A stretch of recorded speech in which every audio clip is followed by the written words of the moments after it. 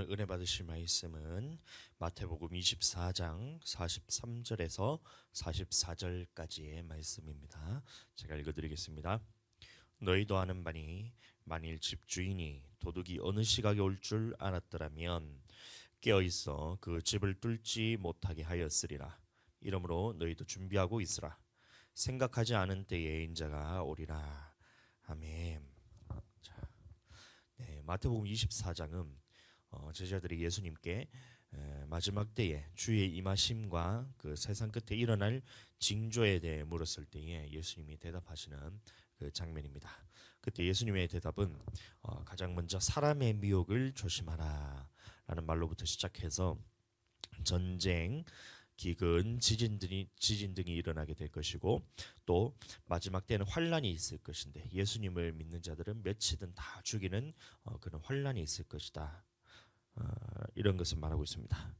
자, 그리고 이 말씀은 이 마태복음만 봐서는 우리가 이 말씀을 전체적으로 마지막 때에 대해서 이해할 수가 없고, 이 다른 복음서들과 이 계시록의 말씀도 함께 보아야 우리가 이 말씀을 이해할 수가 있는데, 계시록을 보시면 7인을 뗄 때 이 말세에 나타나는 징조들이 나타나는 것들을 우리에게 보여주고 있습니다. 그래서 이 7인을 뗄 때 이 땅에서는 어떤 일들이 각각 일어나는지에 대한 말씀, 그리고 7 나팔이 불릴 때 이 땅에서 어떤 일들이 일어날 것인지에 대한 이 말씀들이 이 계시록에 다 써 있고, 마태복음과 이 다른 복음에서도 마찬가지로 예수님이 이 마지막 때에 어떤 일들이 일어나게 될 것이라는 것을 우리에게 다 말씀을 하셨습니다.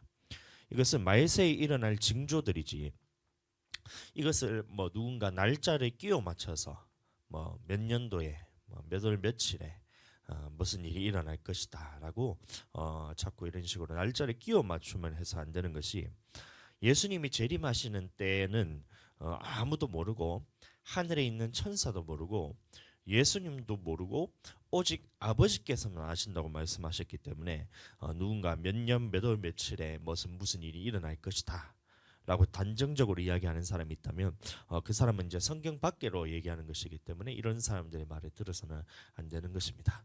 이게 대표적으로 우리 2000년도에 다미 선교회 같은 경우가 예를 들 수 있는 것이, 그 사람들이 말하는 것이 휴거일이 언제다라고 몇 년 몇 월 며칠에 다 같이 휴거가 일어날 것이다 라면서 어디 저 기도원에 모여서 다 같이 기도했던 그런 장면들이 있잖아요. 그래서 전국적으로 막 전 세계적으로 인터뷰가 막 이제 사람들이 막 와서 막 촬영도 하고 그렇게 했는데, 결국에는 휴거되지 않고 사람들이 도망가면서 나오는 사람들을 카메라로 찍으니까 전부 다 얼굴을 이렇게 가리고 막 도망치듯이 그렇게 갔잖아요. 그것처럼 마찬가지로 몇 년 몇 월 며칠에 무슨 일이 일어날 것이다라는 것은, 이것은 사람이 우리가 아는 것이 아니기 때문에 하나님께서만 아는 것이기 때문에 그런 사람들의 말은 들어서는 안 됩니다. 마태복음 24장 36절, 그러나 그 날과 그때는 아무도 모르나니 하늘의 천사들도 아들도 모르고 오직 아버지만 아시느니라. 그래서 아버지만 아신다라고 말하고 있습니다. 자, 그런데 이 예수님의 재림의 때를 전혀 우리가 눈치채지도 못할 만큼 이 비밀리에 오실 것이다라고 생각해서도 안 되는 것입니다. 왜 그러냐면 예수님이 재림하시기 전에 어떠한 일이 일어날 것이라는 것을 비유로서, 비유가 아니라 어떤 일이 일어날 것이라는 것을 미리 다 이제 징조로서 말씀을 해 두셨기 때문에, 그 앞에 무화과 나무가 잎이 이제 무성하게 될 때가 되면 그 때를 분별하여서 곧 예수님이 재림하실 거에 대해서 알라고 하셨잖아요. 그것과 마찬가지로 그런 징조들을 우리가 보면 예수님이 언제쯤 재림하시겠다라는 이런 것을 우리가 느낌적으로 우리가 알 수 있도록 성경에서 말하고 있다는 것입니다. 뭐 예를 들어서 곧 있으면 이제 벚꽃이 필 때가 다 되었습니다. 그래서 여러분들 중에서 누가 이 벚꽃 피는 날짜와 시간에 대해서 정확하게 아시는 분 여러분들 중에 누군가 계시나요? 아마 아무도 없을 것입니다. 올해 김해의 벚꽃 개화 시기는 언제냐면 3월 22일이라고 나와 있습니다. 3월 22일. 그런데 그렇다고 해서 3월 22일에 딱 맞춰서 모든 벚꽃이 그날에 맞춰서 활짝하고 이렇게 피나요? 그렇지 않잖아요. 그것은 대략적으로 언제쯤 필 것이라는 것을 예측을 해서 시뮬레이션을 돌려보니까 이때쯤 필 것이다라고 해서 이제 개화 시기를 거기에 맞춰 놓은 것이지. 꼭 그날에 모든 벚꽃이 그렇게 필 것이라고 생각한다면 그것은 이제 바보 같은 생각이죠. 작년에는 벚꽃 개화 시기가 언제였냐면 3월 24일이었습니다. 자, 그런데 그날에 딱 맞춰서 벚꽃이 다 핀 것이 아니라 뭐 김해 같은 경우에는 조금 일찍 피었어요. 한 주 정도 일찍 펴가지고 김해는 벚꽃이 다 폈는데 그 진해 군항제 쪽으로 가서 이제 그쪽에 가 보니까 나는 벚꽃이 폈을 줄 알고 제가 그때 갔었는데 벚꽃이 하나도 안 폈어요. 그러니까 이 날짜는 그 비슷하게 맞춰졌는데 막 정확한 개화 시기에 대해서는 아는 사람은 아무도 없다는 것입니다. 정확한 날을 알 수 없다는 것입니다. 그러니까 하나님께서는 이것을 다 아시죠. 그러니까 어떤 벚꽃에는 너는 이번 주에 뭐 벚꽃에 대해서 피라 이렇게 명령하시면 그 벚꽃은 그날 피는 거고, 너는 다음 주에 펴락하면 그 벚꽃은 그날 피는 거고, 이렇게 해서 막 이제 하나님은 다 알고 계시고 피게 하셨지만 우리가 알 수 있는 것은 그 벚꽃이 정확하게 언제 피느냐에 대해서는 알 수 없지만 그것을 우리가 언제쯤 피게 될 것이라는 것을 우리가 이것을 경험적으로는 알 수가 있어요. 주변에 있는 상황들을 살펴보면 벚꽃이 언제 필 거라는 것에 대해서 우리가 느낌적으로 알 수 있는 것이 뭐냐면 날이 점점 따뜻해지면 이제 봄이 오니까 이제 곧 있으면 벚꽃이 피겠구나, 이 정도는 우리가 알 수가 있잖아요. 또 이 봄꽃이 차례대로 피는데 제일 처음에 뭐가 펴요?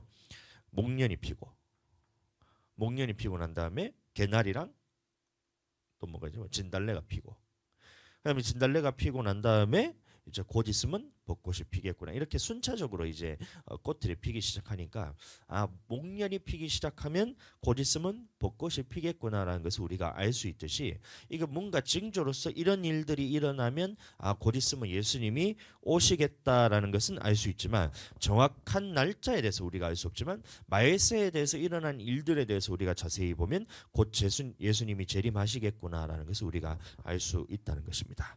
그래서 이 말세에 일어나는 일들에 대해서 아는 것은 우리가 굉장히 중요합니다. 자, 왜냐하면 예수님이 오시는 그날에 맞이할 준비를 할 수 있기 때문에 이 말세에 대해서 아는 것은 굉장히 중요합니다. 자, 그래서 일곱 인과 일곱 나팔이 마지막 때에 예수님이 재림하시기 전에 이 땅에 일어날 징조들에서 얘기했다는 것인데, 자, 간략하게 제가 정리를 해드리면 첫 번째 인이 떼어질 때는 무슨 일이 일어나냐면 사람의 미혹이 일어난다는 거예요. 그럼 두 번째 인이 떼어질 때는 무슨 일이 일어나냐면 전쟁이 일어나는 거예요. 나라가 나라를 대적하고 민족이 민족을 대적하여서 세계적으로 전쟁들이 계속해서 일어난다는 겁니다. 그리고 세 번째 인이 딱 떼어지면 무슨 일이 일어나냐면 지진과 기근이 일어난다는 거예요.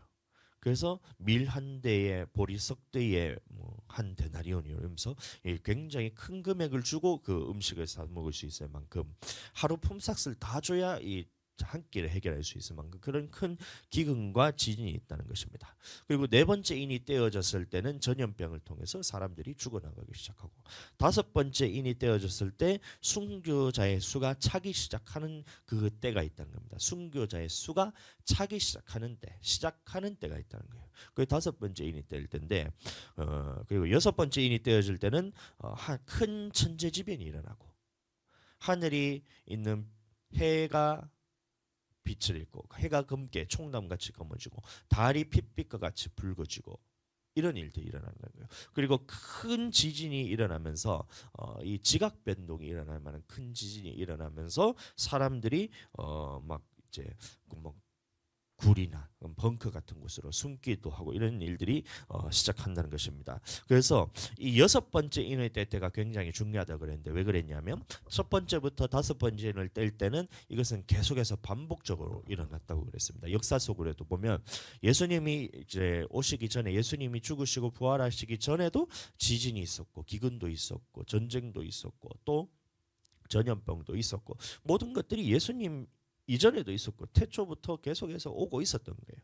그리고 지금까지도 계속해서 강도는 세지만 반복적으로 계속해서 일어나는 일들이라고 제가 말씀을 드렸습니다. 그러나 이 여섯 번째 인을 뗄 때 일어나는 일들에 대해서는 이것은 일회성으로 일어나는 거예요. 그래서 하늘에 해가 갑자기 총담같이 검어지고 달이 핏빛같이 붉어지는 그때에 막 큰 천재지변이 지진이 일어나면서 지각 변동이 일어나면서 사람들이 두려워 떨기 시작하는 그때가 온다는 것입니다.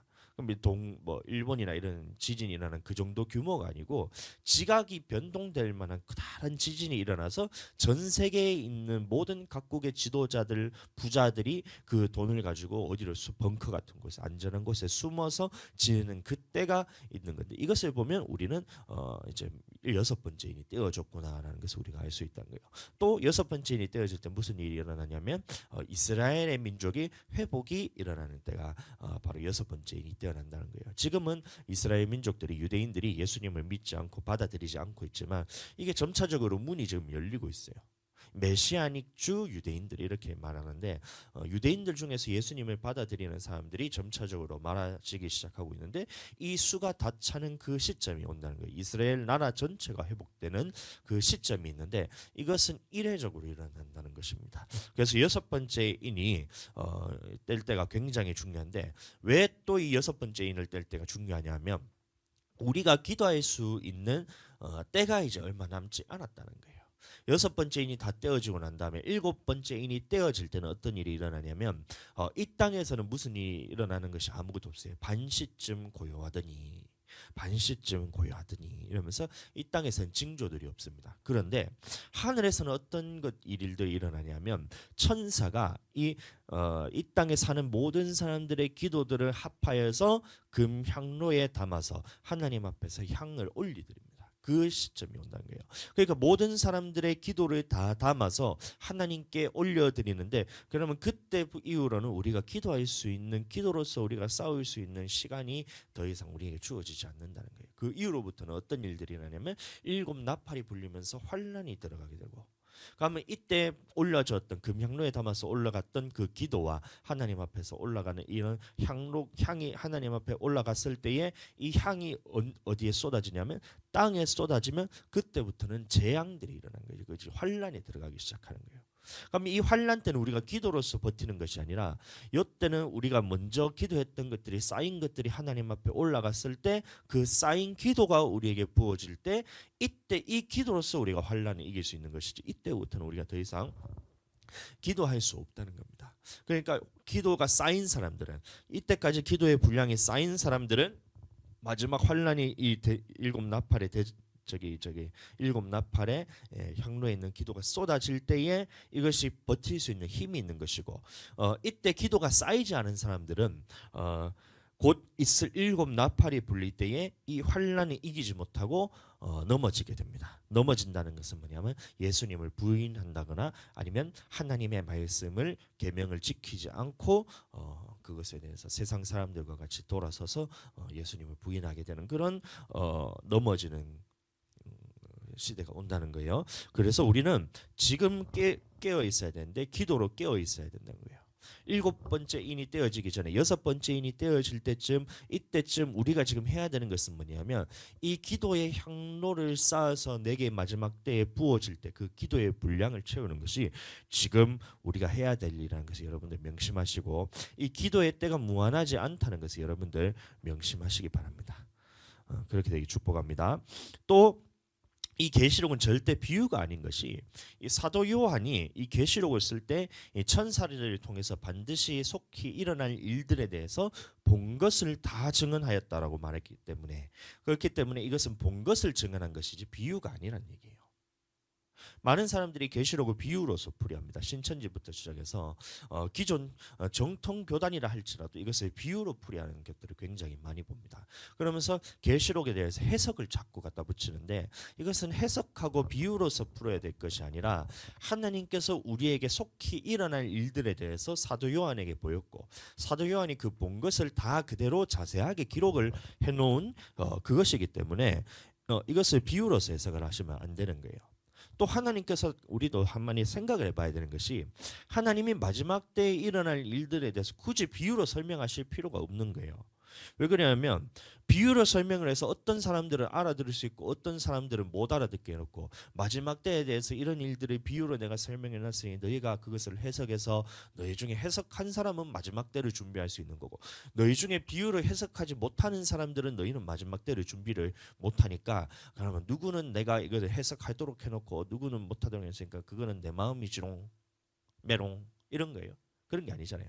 그러니까 이 비유로 굳이 하실 필요가 없는 거예요. 마지막 때 일어날 일들에 대해서 너희는 반드시 이 마지막 때 일어날 일들에 대해서 분별하라고 했으면 그 다음에는 해야 될 것이 자세하게 그것에 대해서 기록하는 것이 하나님이나 아니면 일반적인 상식에도 그것이 맞는 거잖아요. 마지막 때에 대해서 준비하라. 근데 나는 너희가 알지 못하도록 비유로 다 적었으니 너희 중에 해석할 수 있는 사람이 적으니까 해석할 수 있는 그 몇 명만 내가 알게 해주고 나머지 너희는 모르지. 너희는 그러니까 몰라도 돼. 메롱. 근데 너희는 마지막 때를 준비해야 돼. 이게 아니잖아요. 그러니까 상식적으로 생각해도 이게 비유가 될 수가 없는 것입니다. 그래서 이것을 반드시 일어날 일들에 대해서 기록한 것이고, 또 한 가지 제가 이제 말씀을 드리면 우리는 살아가는데 지혜가 필요해요. 지혜가. 분별력이 있어야지 우리는 마지막 때를 준비할 수가 있습니다. 만약에 이것이 비유라고 생각하는 사람들의 그 마지막 때를 한번 보세요. 그러면 이 땅에 살아가면서 이 계시록의 말씀이 비유구나. 우리에게 일어날 일들이 아니구나. 환난도 우리에게 일어나지 않구나. 이렇게 생각하면서 그럼 말씀에 대해서 또 예수 그리스도를 믿는 것에 대해서 목숨 다해 우리가 섬길 필요고 우리에게 투쟁해서 이길 필요가 없구나라고 생각하는 사람들, 그러면 어떻게 살아가겠어요? 말씀에 대해서 싸우지도 않고 예수 그리스도를 믿는 믿음에 대해서도 이것을 지키기 위해서 자기 목숨을 내어놓지 않고 그것에서 부인하면서 뒤를 뭐 돌아가가지고는 나중에는 뭐 속으로는 예수님을 뭐 시인한다고 이렇게 얘기할 수 있을지는 모르겠지만, 만약에 비유라 생각하면서 살아가다가 그렇게 예수님을 부인하고 말씀에 대해서 그것을 지키지 않고 살아가다가 죽었는데 이게 비유고 일어날 일들이 아니었다. 비유라고 생각하고 살아갔는데 이것이 비유고 이것이 실제로 일어나지 않았다. 그러면 죽으면 그 사람은 여러분들 본전입니다. 환란도 낙원도 천년왕국도 아마게돈 전투도 곡과 마곡의 전투도 다 비유였다. 그러면 그 사람들은 다행이지만 손해 볼 것은 없는 거예요. 그런데 만약에 이게 비유라 할지라도 우리의 경우는 어떠냐면 손해 볼 것이 없어요. 왜냐하면 우리는 이것이 일어날 일들이라는 것을 믿으면서 예수님이 우리에게 마지막 때에 일어날 것이라는 것을 말씀하셨기 때문에 이 땅에 살아가면서 예수님을 잘 믿고 하나님의 말씀대로 잘 순종하면서 믿음을 지키고 죽었는데 이게 비유였다. 그러면 그래 비유였는 것을 알겠지만 우리는 영혼 구원은 받아서 천국에 갈 수 있잖아요. 그런데 만약에 이게 비유가 아니라 우리에게 실제로 일어날 일들이라면 비유라고 믿고 살아가는 사람들은 이 주맞을 준비를 하지 않잖아요.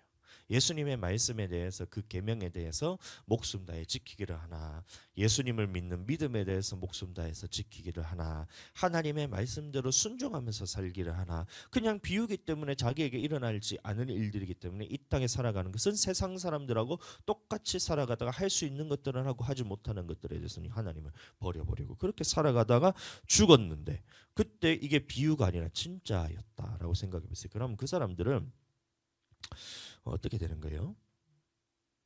큰일 난 거예요. 큰일 난 거. 그러니까 보세요. 이것은 지혜를 통해서 우리가 분별해야 될 것이 비유라고 믿고 살아가다가 이것이 진짜라면 그때부터는 우리가 돌이킬 수 있는 그 방법이 없는 거예요. 그런데 이것이 실제라고 믿고 살아가다가 죽었을 때는 우리는 기껏 해봐야 본전이잖아요.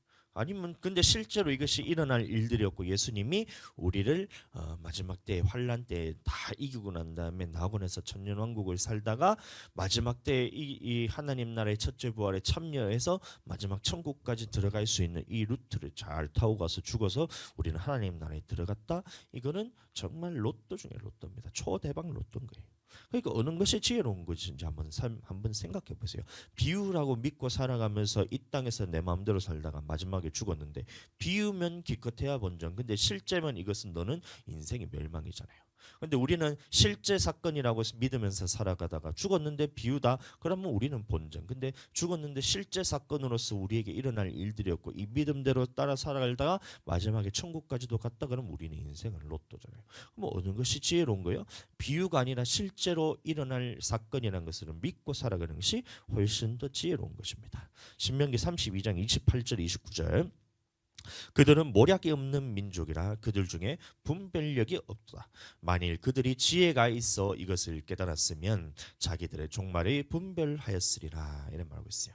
이 말씀은 이스라엘 백성들이 40년 광야 생활을 다 하고 난 다음에 이제 가나안 땅을 정복하기 직전에 여호수아가 모세를 통해서 들은 말을 노래로서 불렀던 그 노래 중에 한 개인데 뭐냐면 너희는 그들은 모략이 없는 민족이라 그들 중에 분별력이 없도다.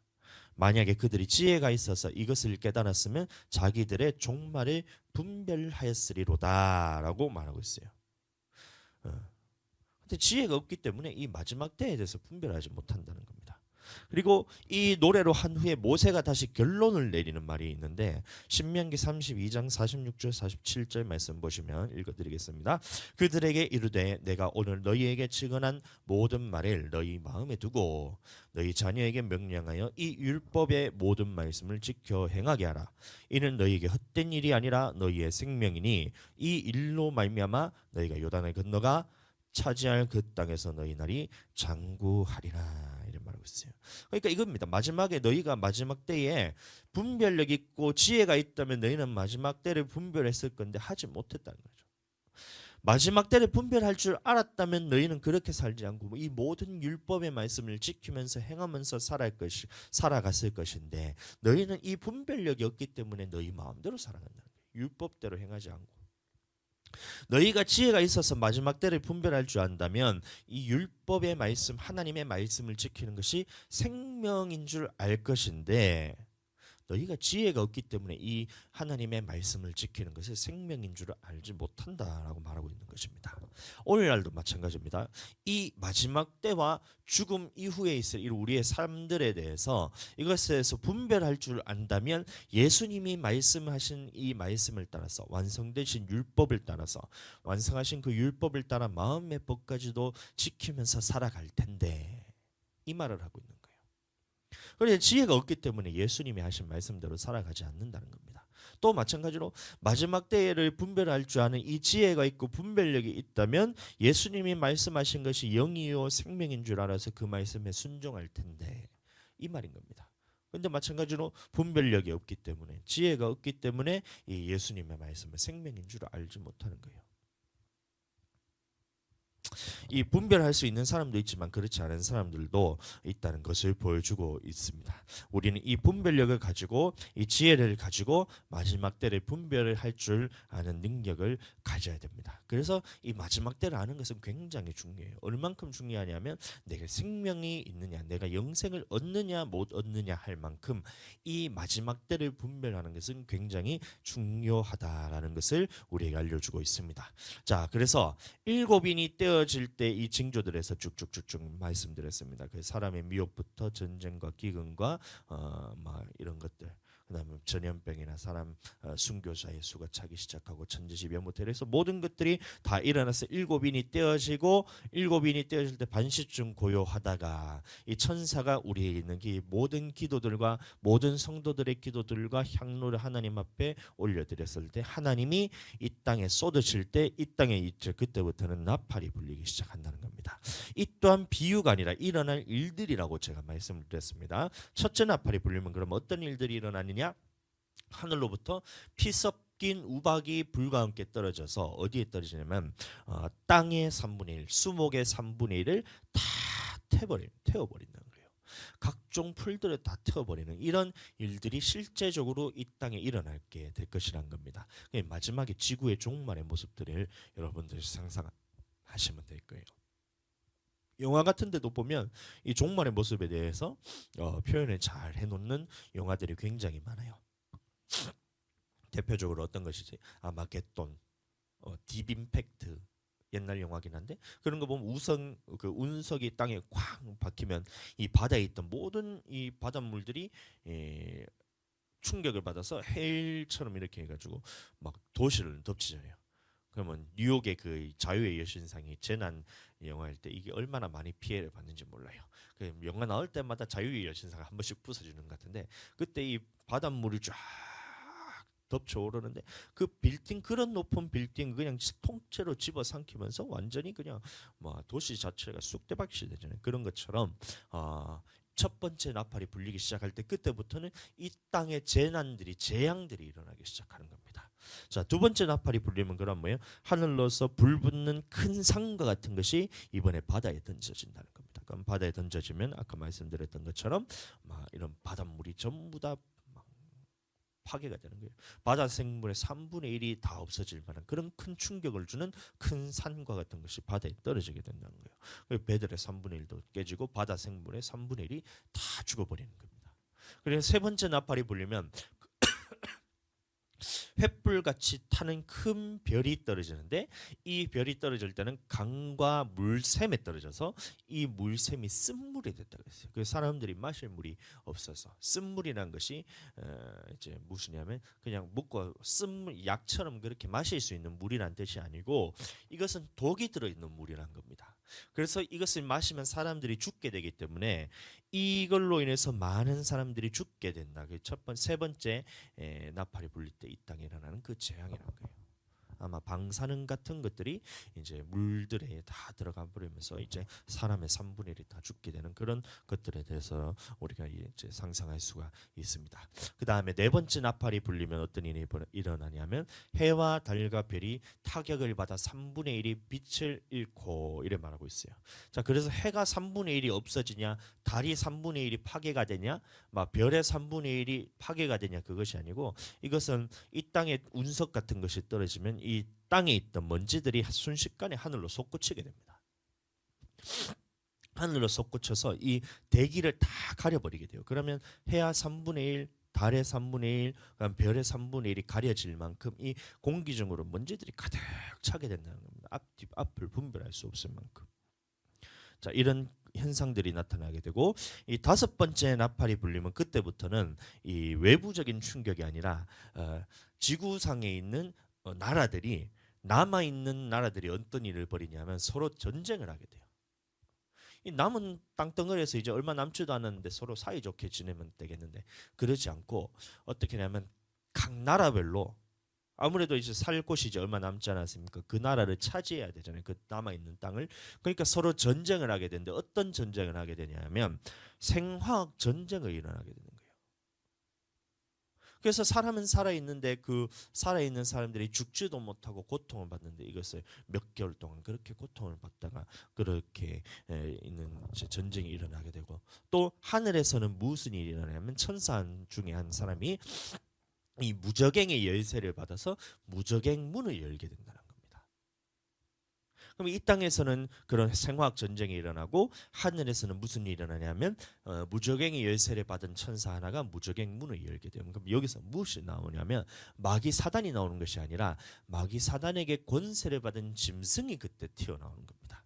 자, 그리고 여섯 번째 나팔이 불리면 그 년 월 일시에 한 번에 2억 명이나 되는 사람들이 죽게 되는 그 일들이 일어난다는 거예요. 그러면 이 일들이 한 번에 그 2억 명이라는 사람을 죽일 수 있는 그것은 무엇이냐면 이 핵전쟁이라는 겁니다. 핵전쟁이 일어났을 때에 그리고 이 핵전쟁이 일어났을 때 그 모습에 대해서 새 재앙이라고 말하고 있는데 불과 연기와 유황을 통해서 이 사람들이 고통을 받게 될 것이다 라는 것을 말하고 있고 그 다음에 사람들은 살아남은 자들은 귀신들이 걸어다니는 것들에 대해서 보게 됐을 때 그 방사능에 피폭되어 있는 이 사람들의 모습을 봤을 때 이 형상이 마치 귀신과 같은 모습으로서 그 사람들이 사람들이 다 피부가 녹아내리고 이런 것들 그런 모습들을 보게 될 것이라는 것을 말하고 있는 것입니다.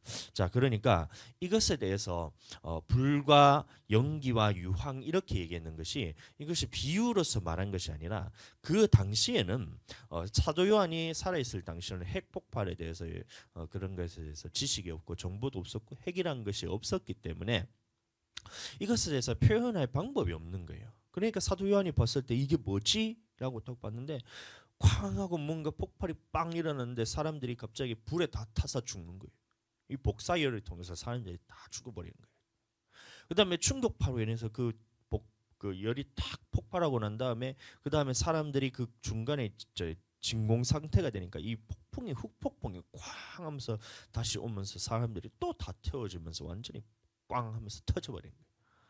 그럼 마지막에 있는 유황이란 것이 뭐냐면 독이 들어있는 물질이잖아요. 유황이 우리가 마시게 되면 사람들이 골로 가잖아요. 그것과 마찬가지로 이 폭발 후에 남아 있는 이런 방사능을 봤을 때 이것에 대해서 방사능이라는 말을 사도 요한 당시에는 없었으니까 이것을 유황이라 표현한 것이지 실제로 그 본 모습을 설명한 것이지 이게 비유가 아니란 겁니다.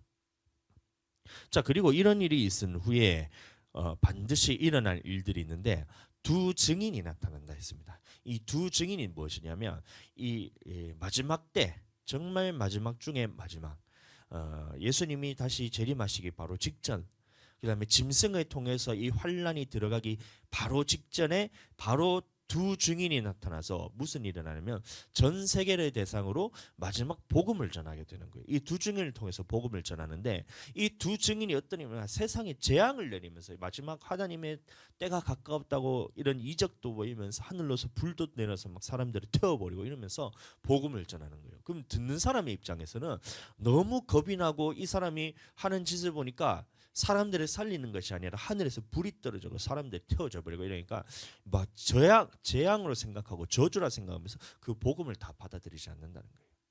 근데 그 중에서 복음을 마지막 때에 하나님을 두려워할 줄 알고 남은 자들 중에서 하나님의 택한 자들은 그 마지막 두 증인에 통해서 복음에 대해서 듣게 되고 마지막에 순교의 때를 준비하게 됩니다.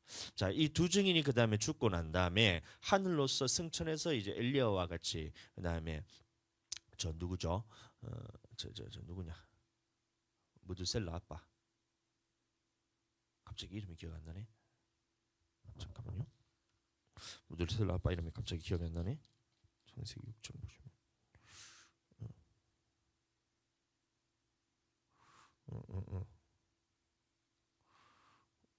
에녹이야. 아, 죄송합니다. 에녹. 그 에녹과 마찬가지로 엘리야 마찬가지로 이 마지막 두 증인도 하늘로서 그냥 공중으로서 들림 받아서 올라가게 됩니다.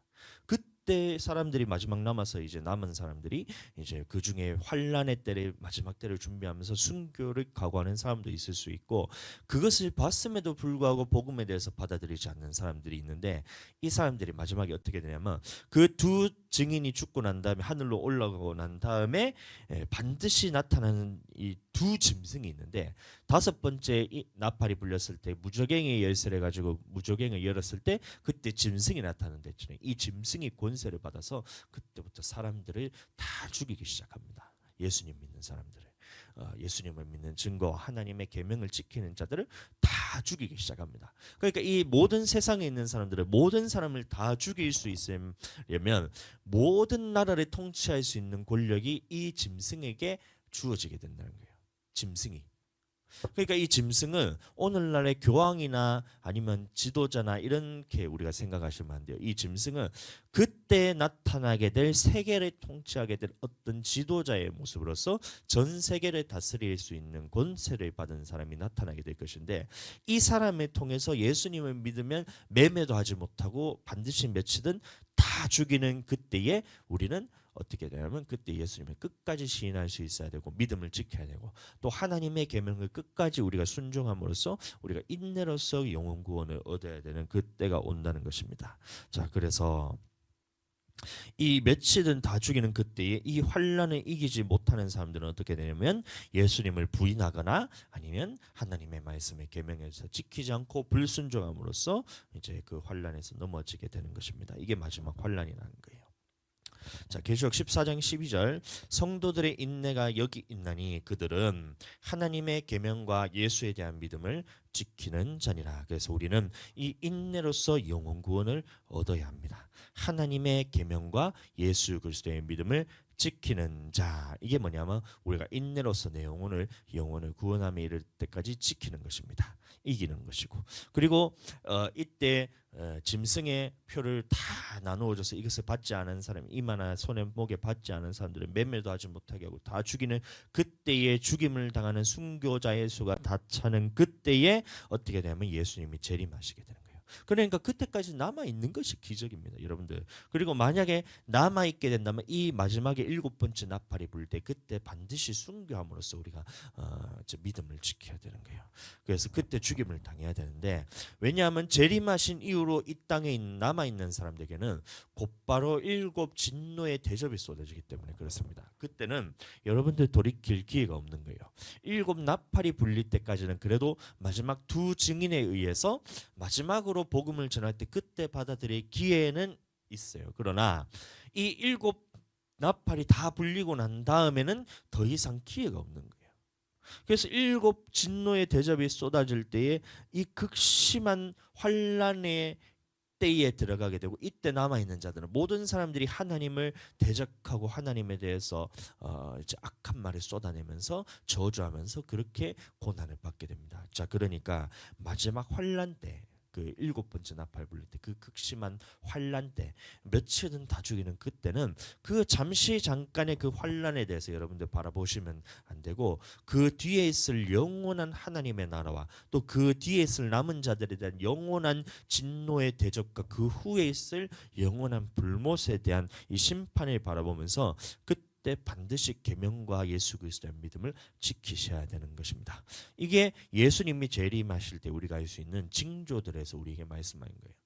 그러니까 일곱 인이 떼어질 때부터 일곱 번째 나팔이 불 때까지 이 땅에서 어떤 일들이 일어날 것인가, 이런 것들을 보면 마치 우리가 목련을 피고 나면 개나리와 진달래가 피고 그 다음에 벚꽃이라는 것이 이제 피기 시작하겠구나는 그 시점에 대해서 정확하게 그날 그 몇 년, 몇 월, 며칠에 몇 시에 핀다는 것에 대해서는 모르지만 전체적으로 이것을 보면, 이 징조들을 보면 이 벚꽃이 핀다는 것을 우리가 알 수 있듯이 예수님의 재림도 그러하다는 거예요. 그 예수님이 재림하신 것이 몇 날, 몇 월, 며칠 이렇게 오신다는 것이 아니라 이런 전체적인 징조들에 대해서 우리가 분별력 있게 보고 지혜롭게 우리가 판단할 수 있으면 예수님이 언제 오신다는 것을 우리가 알 수 있다는 것입니다.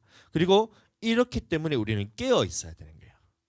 예수님이 오시는 것에 대해서 우리는 깨어 있어야 된다는 말이 무엇이냐 하면 말씀으로 깨어 있어야 된다는 것인데, 예수님이 마지막 때에 오시는 때의 이 징조들에 대해서 이 사도 요한을 통해서 우리에게 주신 말씀들, 그리고 예수님이 말세에 일어날 징조들에 대해서 우리에게 말씀하신 이 말씀들을 통해서 마지막 때에 이런 일들이 일어나겠구나, 그리고 지금은 우리가 어떠한 시대를 살고 있구나라는 것을 깨달아서 이 예수님의 재림하실 때가 가까워 왔구나라는 것을 우리가 분별해서 성령 안에서 기도로서 계속해서 붙들려 있어야 된다는 거예요. 자, 그러면 우리가 이것을 마지막 때에 대해서 우리가 다 들었는데 이걸 안다고 해서 우리가 그러면 깨어 있는 것이냐, 안다고 해서 우리가 이길 수 있느냐, 그것이 아니에요. 이건 성령이 아니고서 우리가 이길 수 없다는 것이 하나님의 말씀입니다. 성령이 아니고서 누구든지 예수를 주로 하실 수 없다 했거든요. 그러니까 이 말씀은 우리가 지금 예수님 믿습니다라고 사람들 앞에서 고백하는 것과 죽음 앞에서 예수님을 주로 고백하는 것은 차원이 다른 문제잖아요. 그러니까 지금 우리가 고백한다고 그때까지 고백할 수 있다는 그런 착각에 빠지면서 평안하다, 안전하다 하지 마시고, 지금 우리가 해야 되는 것은 그 날을 준비하는 거예요. 마지막 때의 환란 때에 우리에게 죽음이 찾아오고 어떠한 환란과 시련과 고통이 찾아온다 할지라도 그때 예수 그리스도를 시인할 수 있는 능력을 성령밖에 없구나. 그래서 나는 지금부터 성령께 붙들려서 성령이 내 안에서 주장하게 하시고 성령 충만함으로써 내가 살아야 되겠다. 이게 뭐냐면 깨어 있는 것입니다. 지금 고백하는 게 아니라 죽음 앞에서도 예수님을 시인할 수 있도록 성령에 붙들려 있어야 한다는 것입니다. 그러니까 사랑하는 여러분, 오늘 본문 말씀을 보시면 예수님이 말세에 일어날 일들에 대해서 말씀하신 후에 그 다음에 우리가 가져야 될 자세까지도 우리 예수님께서 말씀하고 계신데, 인자가 올 때 우리가 어떠한 자세를 가지고 있어야 되느냐에 대한 말씀이 아까 전에 말씀, 우리가 본문 보았던 말씀 마태복음 24장 43절 44절의 말씀입니다. 읽어드리겠습니다. 너희도 아는 바니 만일 집주인이 도둑이 어느 시각에 올 줄 알았더라면 깨어 있어 그 집을 뚫지 못하게 하였으리라. 이러므로 너희도 준비하고 있으라. 생각하지 않은 데에 인자가 오리라. 이렇게 말하고 있어요. 예수님이 말씀하시기를 말세에 이런 일들이 일어날 것이고 그 다음에 일곱 번째 나팔이 불 때 예수님이 재림하시는데, 근데 이 말에 대해서 너희가 다 들었다고 다 되는 것이 아니고 이런 일들에 대해서 너희는 준비를 하고 있어야 된다는 거예요. 준비를 하고 있어야 된다. 준비를 하고 있어야 되는데 이 말이 무슨 말이냐면 만약에 오늘 밤에 여러분들 집에 도둑이 들 것이라는 이것에 대해서 들 줄 안다면 주인의 입장에서는 그 마음 편하게 잘 수가 있겠어요? 한번 생각해 보세요. 오늘 밤에 당신의 집에 도둑이 들 것을 여러분들 안다면 여러분들 주인의 입장에서 이 주인은 밤을 새서라도 그 도둑이 들어오는 것을 못하도록 막을 것이지 않느냐. 이걸 우리에게 알려주고 있던 거예요. 자, 그러니까 이 밤은 언제냐면 예수님이 돌아가신 후로부터 지금까지는 계속해서 밤인 거예요. 예수님이 계셨을 때는 낮이지만 예수님이 다시 하나님께로 돌아가셨을 때 그때부터는 우리는 밤이라고 말하고 있습니다. 요한복음 9장 4절 5절 읽어드리겠습니다. 때가 아직 낮임에 나를 보내신 이의 일을 우리가 하여야 하리라. 밤이 오리니 그때는 아무도 일할 수 없느니라. 내가 세상에 있는 동안에는 세상의 빛이로다. 이런 말하고 있어요. 그럼 예수님이 계셨을 때 그 시기가 낮이었다는 겁니다. 그런데 예수님이 승천하신 이후로부터 예수님이 재림하시는 그 기간까지는 무슨 기간이냐면 밤이라는 얘기예요. 예수님이 살아계셨을 때는 낮이었지만 예수님이 승천하신 이후로부터 재림하시는 그날까지를 성경에서는 밤이라 말하고 있습니다. 그리고 이 밤 기간 동안에는 반드시 도둑이 들어서 그 집을 빼앗아갈 것이라는 것을 우리에게 말해주고 있다는 거예요. 잘 들어보세요. 이 밤이라는 기간 동안에 반드시 도둑이 들어서 무언가를 빼앗으려고 들어온다는 겁니다. 이 밤 기간이라는 동안에 이 주인이 도둑이 들어올 것을 알았다면 그것을 밤을 새서라도 이 도둑이 들어오지 못하도록 막지 않았겠느냐. 그런데 예수님이 돌아가시고 승천하신 이후로부터 재림의 때까지는 밤인데 이 밤에 반드시 도둑이 와서 우리에게 있는 무언가를 빼앗으러 온다는 거예요. 무엇을 빼앗을까요? 구원을 빼앗는데 이 구원에 대한 말씀이 뭐냐면 하나님의 계명과 예수 그리스도를 믿는 믿음에 대해서 빼앗으려고 도둑이 들어온다는 겁니다. 만약에 오늘 밤에 도둑이 여러분들 집에 예고장을 날리는 거예요. 뭐죠? 천사소녀 네티인가? 그 보면 도둑놈 하는 도둑년 하나가 예고장을 날리잖아요. 오늘 밤에 너희 집에 너희 뭐 어디를 털어 가겠다 하면서 카드 뿅 날려가지고 하면 그날에 털러 가잖아요. 그런 것처럼 오늘 밤에 너희 집을 털러 가겠다고 예고장을 뿅 하고 날려놓는 거예요. 그리고 너희 집에 있는 가장 귀한 물건을 귀중품을 훔쳐갈 것이라고 선포를 하면 여러분들 그러면 잠들 수 있어요. 잠을 들 수 있어요. 잠깐 졸지는 몰라요. 그러나 딸그락 소리가 난다거나 막 부시럭거리는 소리가 난다거나 아니면 작은 소리만 난다 하더라도 여러분들 금방 신경이 곤두서가지고 깨지 않을까요? 지금 우리가 처한 그 시간이 바로 이 마지막 남은 하루 밤이란 겁니다. 예수님이 승천하신 이후로부터 다시 오시는 그날까지를 밤이라 얘기하고 있는데 이때 반드시 도둑이 들어가지고 우리에게 있는 가장 귀한 것을 훔치러 온다는 거예요.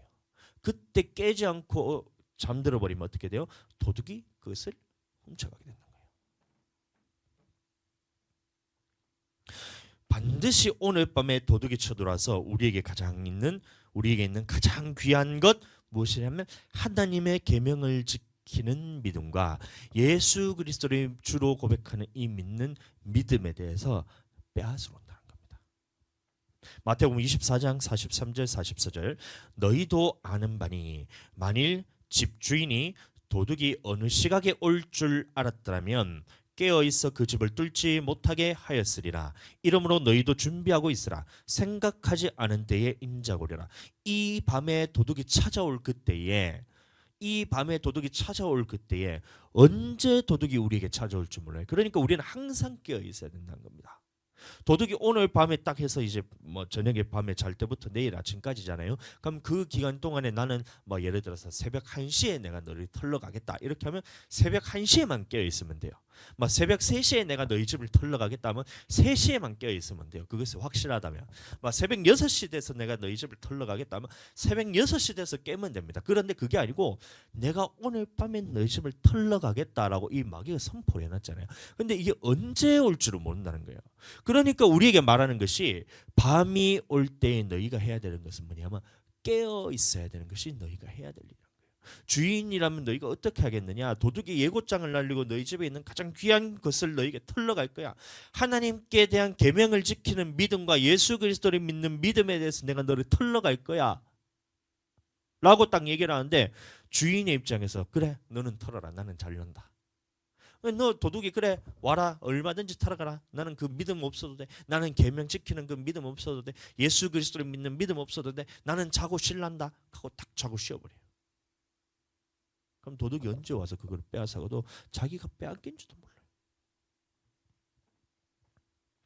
그러면 이 밤에 도둑이 찾아올 그때에 우리가 낮과 같이 깨어있기 위해서는 어떻게 해야 될까요? 이게 오늘 데살로니가 전서를 보시면 주일날도 같이 나누게 될 말씀이지만 이런 말씀이 나옵니다. 데살로니가 전서를 보시면 그에 대한 나처럼 깨어 있을 수 있는 방법에 대해서 우리에게 지금 말하고 있는 겁니다. 데살로니가 전서 5장 1절 2절 말씀 제가 읽어드립니다.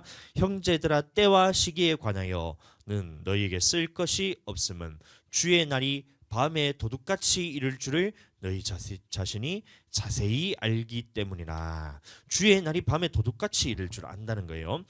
데살로니가 전서 3장 4절 5장 3절 4절 읽어드리겠습니다. 그들이 평안하다 안전하다 할 그때에 임신한 여자에게 해산의 고통이 이름과 같이 멸망이 갑자기 그들에게 이르리니 결코 피하지 못하리라. 형제들아, 너희는 어둠에 있지 아니하매 그날이 도둑같이 너희에게 임하지 못하리니, 이래 말하고 있어요. 자, 여기 말씀을 보시면 잘 한번 보세요. 주의 날은 반드시 찾아오게 돼 있다는 거예요. 주의 날은 반드시 찾아오는데 누군가에게는 밤과 같이 도둑같이 갑자기 찾아온다는 거예요. 주의 날은 반드시 찾아오는데 누군가에게는 밤과 같이 도둑과 같이 찾아온다는 거예요. 그런데 누군가에게는 밤이기는 하지만 도둑같이 이르진 않는다고 말하고 있어요. 여러분들, 밤은 어두운 시간입니다. 예수님이 승천하신 이후부터 재림하시기까지 그 기간이 밤인데 밤은 어두운 시간이에요. 그런데 이 밤이라는 기간 동안에 어두움에 있지 아니할 수 있는 방법이 있다는 것인데 빛이 있으면 된다는 거예요. 빛이 있으면. 아멘. 이 밤이라는 기간 동안에, 밤은 어두워서 모든 사람들이 다 어두운 그 기간이 밤인데 이 밤 시간에도 어두움에 속하지 않고 깨어 있고 밝은 시간, 밝은 빛에 가할 수 있는 방법이 있다는 것인데, 우리가 생각해 보면 되잖아요. 밤에 여러분들 옛날에는 뭐 빛이 없고 뭐 불이 없을 때는 그것을 밤에는 무조건 우리가 어두운 곳에 있어야 돼요. 그런데 옛날 같은 경우는 호롱불을 밝히면 그 방이 밝아지잖아요. 형설지공이라고. 낮에는 형설지공이 아니고 뭐고 주경야독. 형설지공이 맞는데 형설지공이 뭐냐면 반딧불을 잡아가지고 그 보자기에 싸가지고 밤에 등불이 없어가지고 그 보자기에 싸가지고 공부하기 위해서 반딧불을 밤에 이렇게 해서 밝혀가지고 그 불빛 가지고 공부했잖아요. 그것처럼 빛이 있으면 밤이라 할지라도 어둠에 속하지 않을 수 있다는 겁니다. 오늘날도 마찬가지로 한밤중에 여러분들 다 이제 어둠에 속해 있나요? 형광등만 딱 켜면 여러분들 빛이잖아요. 그것처럼 밤에도 어두움에 속하지 않으면 예수님이 오는 그때에 빛에 속하여 있을 수 있고 깨어 있을 수 있고 이것이 도둑같이 이르지 않을 수 있다라고 말하고 있는 거예요. 아멘. 그러니까 데살로니가 전서 5장 5절 말씀 보시면 너희는 다 빛의 아들이요 낮의 아들이라. 우리가 밤이나 어둠에 속하지 아니하나니, 이래 말하고 있어요. 우리가 예수님이 승천하신 이후로부터 재림하시기까지 그때는 밤 기간이지만 이 밤에 속하지 아니하고 어둠에 속하지 아니할 수 있는데 우리 속에 빛이 있으면 된다는 겁니다.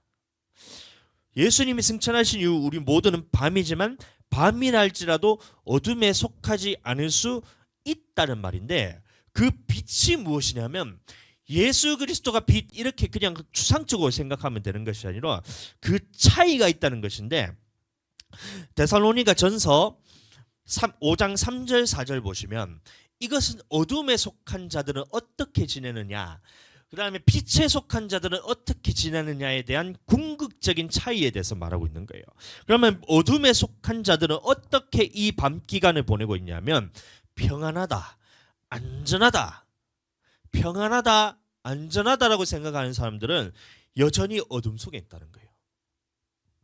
자, 그런데 이 밤 기간 동안에 빛에 속한 자들은 누구냐면, 오늘 밤에 반드시 도둑이 찾아오는구나, 오늘 밤에 반드시 이 도둑이 우리에게 와서 가장 귀한 것을 빼앗아 가려고 하고 있구나, 이것을 알고 내가 깨어서 막아야 되겠다. 내게 있는 가장 소중한 것, 하나님께 대한 계명과 하나님의 계명과 예수님에 대한 믿음을 지켜야 되겠다. 이것을 빼앗으러 오는구나. 그러니까 나는 내 영혼의 상태는 지금 안전한 것이 아니다. 내 영혼의 상태는 지금 평안한 것이 아니다. 깨어서 막지 않으면 내가 위태위태한 상황이 바로 나의 영혼의 상태인구나. 이것을 깨달은 사람이 누구냐면 바로 빛에 가는 자들이란 거예요. 아멘. 자, 그러니까 어둠에 속한 자, 밤이라 그랬습니다. 예수님이 승천하신 이후로부터 재림하시기까지는 모두가 밤인데, 밤 기간 중에 계속해서 어둠에 속하여 있는 자들이 있고 빛에 속하여 있는 자들이 있는데, 어둠에 속하여 있는 자들은 어떤 자들이냐면, 밤이니까 예수님이 오시는 그때가 있지만 우리는 평안하다, 나는 안전하다 하고 나는 깨어서 지킬 필요가 없다, 내 영혼은 안전하다라고 생각하는 자들은 어둠에 거하고 있다는 겁니다. 그런데 빛에 거하는 자들은 어떤 자들이냐면, 예수님이 말씀하신 것처럼 이 밤에 도둑이 언제 너희에게 쳐들어와 가지고 너희에게 있는 가장 귀한 것을 빼앗아 갈 줄을 너희는 모르지 않느냐. 그런데 이 도둑놈이 반드시 오늘 밤에 너희에게 와서 빼앗아 간다는 것을, 여러분들 그것에 대해서 말을 했으니까 주인이 그렇게 말을 했으니까 나는 깨어서 지켜야 되겠구나. 내 영혼이 안전하지 않다, 내 영혼이 지금 평안하지 않다, 내 영혼이 지금 하나님 앞에서 안전하지 않다라는 것을 인정하는 사람들이, 그것이 뭐냐면 깨어있는 상태고 빛에 거하고 있는 상태라는 것입니다. 오늘 밤 반드시 도둑이 들겠구나, 이게 빛에 속한 자들의 모습이고, 이런 자들은 예수님이 오실 날을 준비하고 있는 거예요. 주님 맞을 준비라는 자들인 거예요. 그러니까 언제 내 믿음이 빼앗길지 모른다는 것을, 이것을 간절하게 애절하게, 이것을 조마조마하게, 이것을 안전하다고 생각하지 않고 이것을 내가 위태위태하다는 것을 깨달아서 이것을 붙들고 있는 자들, 이것을 어떻게든 막으려고 지키려고 있는 자들은 주 맞을 준비를 하고 있기 때문에 예수님이 다시 재림하실 때 이 날이 도둑과 같이 임하지 않습니다. 빛에 속하기 때문에 예수님이 오실 때는 우리는 신부가 신랑을 맞이하듯이, 신랑이 오실 때 그냥 오지 않잖아요. 신랑이 왔다고 밖에서 대문을 두드리고 온다고 얘기를 하잖아요. 그때 맞이할 수 있는 그 준비를 하고 있기 때문에 이런 자들에게는 도둑과 같이 임하지 않는다는 거예요. 그런데 나는 예수님 믿었으니까 내 영혼은 천국 가겠지, 내 영혼은 평안하지, 내 영혼은 안전하지, 어떠한 일이 있어도 주님은 도둑이 반드시 오늘 밤에 그 너에 있는 그 믿음과 너에게 있는 그 계명을 지키려는 그 하나님 앞에서 선한 양심에 대해서 빼앗으러 온다고 경고까지 했는데, 이 악한 종이 어떻게 하냐면 그 하나님 앞에서 집을 지키지 않는 거예요. 내 영혼은 평안하다, 내 영혼은 안전하다, 내 영혼은 평안하다, 내 영혼은 안전하다 이러면서 하나님의 계명에 대한 지키는 믿음과 예수 그리스도를 믿는 믿음을 붙들고 지키지 않는 자들에게는 이 날이 어떻게 임하냐면 도둑과 같이, 어둠과 같이 나도 모르게 예수님의 그 날이 이르게 된다는 것입니다. 그러니 사랑하는 여러분, 우리 모두는 말씀으로 깨어있게 되기를 축복합니다. 말씀으로 깨어 있으라는 말이 모든 성경 말씀에 대해서 모든 것을 다 알아 이런 말이 아니에요. 이 마지막 때에 어떻게 예수님이 오실 때 그 시대가 분별이 되는 이 분별력을 가지고 지혜를 가지고 내가 어떻게 생각할 줄을 알아라는 말이에요. 그러니까 비유가 아니고 예수님이 말씀하신 것이 진짜고, 마지막 때에는 우리는 환난이 있고 이때를 준비하기 위해서는 우리는 성령 충만함으로써 성령께 매달리지 않으면 우리는 반드시 이 환난 때에 넘어질 수밖에 없으니 기도로서 말씀으로써 무장하여서 이것을 내용을 지켜라 이 말인 겁니다. 아멘. 그러니까 이렇게 깨어 있게 되길 축복하고 마지막 때에 또 분별력을 가지고 어느 것이 지혜로운 것인지 제가 말씀을 드렸잖아요. 이게 비유라 생각하면서 이 땅에 살아가면서 네 맘대로 살아가다가 마지막에 비우면 참 다행이겠는데 이게 실제로 이것이 너에게 일어날 일이면 그때부터 너희가 어떻게 하겠단 말이에요. 지혜롭지 않다는 겁니다. 예수님을 믿는 것도 마찬가지예요. 예수님을 하나님은 없다 생각하면서 지가 살아가다가 하나님이 없으면 참 다행이에요. 근데 하나님이 있으면 너는 어떻게 하겠단 말이에요. 영원한 멸망밖에 남지 않잖아요. 이 마찬가지로 하나님이 있다고 생각하다가 우리가 죽었을 때는 만약에 하나님이 없어 그러면 우리는 기껏 해봐야 본전입니다. 근데 하나님이 있다 그러면 우리는 내 인생의 진짜 최고의 로또와 같은 이런 로또란 말을 자꾸 사용해서 죄송합니다. 최고의 이 복을 다 받은 거잖아요. 마찬가지로 이 비유가 아니라 실제 사건이라고 사도 요한도 얘기했고 예수님도 그 부분에 대해서 분명하게 얘기했으니 이거는 우리에게 일어날 일들이라 생각하면서 환난 때를 내가 이기기 위해서 기도로서 성령 충만하면서 준비해야겠다 해서 이렇게 살아가다가 마지막 때 이게 비유다. 내가 죽었더니만 이게 비유다. 그러면 나는 본전이에요. 나는 살아가면서도 믿음 생활을 잘 하다가 비유인데 어이구 안타깝네. 비유였네. 근데 나는 진짜인 줄 알고 살았는데 비유였네. 그래도 내용은 천국 가잖아요. 기껏 해봐야 본전. 근데 이게 실제 사건이었네. 진짜 내게 환난이 있었네. 그래서 내가 이겼다. 그러면 나는 영혼은 천국 가는 겁니다. 이만한 큰 복이 어디 있어요. 어느 것이 지혜로운가 분별하죠. 그러니까 이 분별력을 가지고 깨어서 말씀으로 깨어 있으라는 말이 뭐냐면 이 분별력을 가지고 있으라는 얘기입니다. 그 다음에 또 기도로서 여러분들 깨어 있으셔야 돼요. 이 말씀을 들었다고 해서 여러분들 그것을 환난이 이길 수 있는 것이 아닙니다. 여러분들 기도하지 않으면 우리는 이 땅에 살아가면서도 이제 보세요. 조그마한 환난만 있어도 우리는 이제 휘청휘청거리잖아요. 말씀을 지킬 때에 이것을 피 터지게 싸워가지고 하나님의 말씀에 순종하기 위해서 얼마나 피 터지게 싸우겠어요. 성령께서 도와주시지 않으면 언제든지 우리는 넘어질 수밖에 없고 성령께서 도와주시지 않으면 하나님의 말씀에 순종할 수 있다는 것은 여러분들 그건 거짓말이에요. 거짓말. 기도가 없으면 우리는 하나님의 말씀에 순종할 수 없습니다. 일시적으로 잠깐 순종할 수는 있지만 그 씨 뿌리는 비유에서도 마찬가지로 뿌리가 없으므로 깊게 내리지 못해서 바위에 내린 것 같잖아요. 그래서 물기가 없다는 거예요. 습기가 없으므로 뿌리가 말라서 그것이 결실하지 못하는 거예요. 잠깐은 견딜 수가 있지만 왜요? 기도하지 않으면 그렇게 된다는 겁니다. 그러니까 우리가 기도로서 깨어서 날마다 기도해서 이것이 우리가 쌓였을 때에 지금 우리가 이것을 버티지 못하는데 도대체 7 나팔이 불리는 그 환난 때 우리가 어떻게 버틸 수 있다는 거예요. 그때는 진짜 예수님을 믿는 것 때문에 목숨이 왔다 갔다 한다는데 목숨이 아니고 돈 때문에도 좀 왔다 갔다 하고 있는데 돈이 중요해요? 목숨이 중요해요? 목숨이 훨씬 중요하죠. 근데 돈 때문에도 믿음 생활 제대로 못해서 이렇게 왔다 갔다 하는데 도대체 목숨이 왔다 갔다 하는데 어떻게 여러분들이 믿음 생활 할 수 있다는 말입니까? 그러니까 지금 깨어서 기도로서 준비하고 말씀으로서 깨어서 준비를 하고 그렇게 마지막 때를 잘 준비하셔서 예수님이 오실 때 그것이 밤에 반드시 도둑이 찾아올 때 이것을 여러분들 그것을 깨어서 막으셔야 돼요. 그래서 이것을 빼앗으려고 이것이 찾아오는 거를 이것을 깨어서 방비해서 찾아올 때에 내게 있는 이 하나님의 계명과 예수 그리스도에 대한 믿음을 끝까지 붙들고 사수하고 지켜서 이것을 지키는 자들에게는 예수님 앞에서 빛과 같이 예수님이 그것을 확실하게 알 수 있게끔 우리에게 이제 안다는 것입니다. 그래서 알 수 있도록 임하게 한다는 것이고 이때에 우리가 안전하구나 나는 그래 천국은 보장되었구나 나는 평안하구나 이렇게 생각하면서 살아가는 자들은 어둠에 속한 자로서 이 날이 도둑과 같이 호련히 해산은 여인이 해산하는 그날과 같이 알게 모르게 이제 임하게 된다는 사실 여러분들 기억하게 되시길 축복하고, 반드시 깨어서 그 빛의 가함으로써 예수님이 오실 날을 잘 맞이하시고 준비하시게 되기를 다시 한번 예수님의 이름으로 축복합니다.